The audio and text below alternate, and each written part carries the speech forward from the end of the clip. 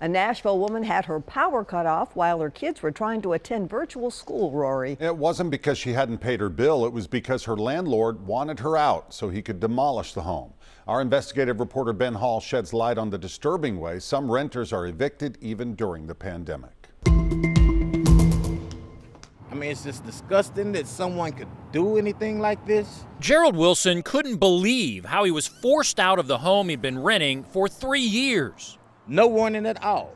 So considering that this is extremely low down. It was days before Christmas when the owner suddenly shut off the power. Me and my children have to find somewhere right now to go. Isis Tucker Rowland also lived in the single-family house with her 2 children.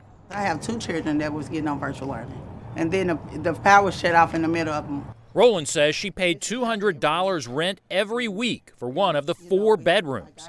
Wilson and 2 other tenants rented the other bedrooms. You know, with this COVID going on, it's hard for you to go to somebody else's house with 2 children. Rowland was caught off guard that December morning, so she called the Nashville Electric Service. It's cold. You know what I'm saying? It's already cold in this house. I got 2 children, like right now. We obtained recordings of her calls to NES, including one where the NES representative called the owner of the property and put him on the line. I am actually trying to put a new house in there. I need to demolish the house as soon as possible. On the 3-way call, Rowland spoke directly with the owner, whom she'd never met, and asked if he knew there were tenants in the house who now had no place to live.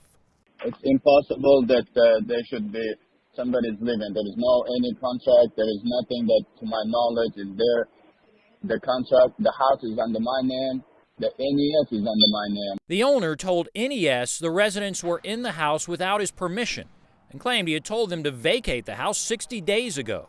But Rowland told us she had been living in the house for 2 years and showed us a copy of a lease agreement signed in July by the same property manager they had been paying for years.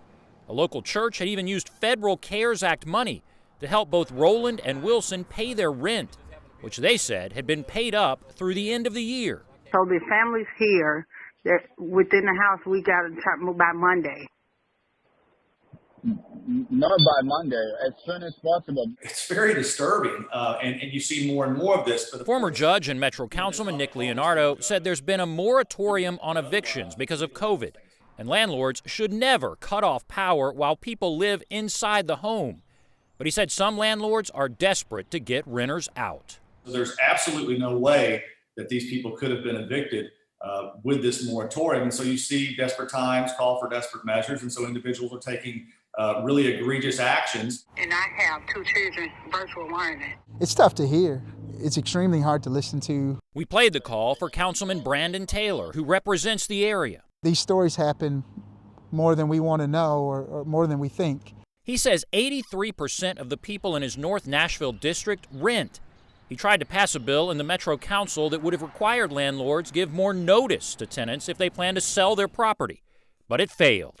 There's opportunities, I think, that will arise out of this conversation where the council can act. But that may not be true. The Tennessee State Legislature is considering a bill that would prohibit local governments from passing regulations that add to or conflict with the Uniform Landlord-Tenant Act. My house empty. We about to demolish it, and the NES was supposed to take out the meter. The power was never turned back on, and the house was demolished. Despite regulations designed to protect her, Rowland and her kids had to find a new place to live that night. It's happened so fast. So then I had to just make a way and go try to find other options. The fact is, violating tenant rights by kicking them out without notice or even turning off their power is not a criminal offense. It just leaves landlords open to lawsuits. But many tenants don't have access to lawyers, especially when they're just trying to find a new place to live. We reached out to the landlord here, but have not heard back. We'll keep trying to get him. Ben Hall, News Channel 5 investigates.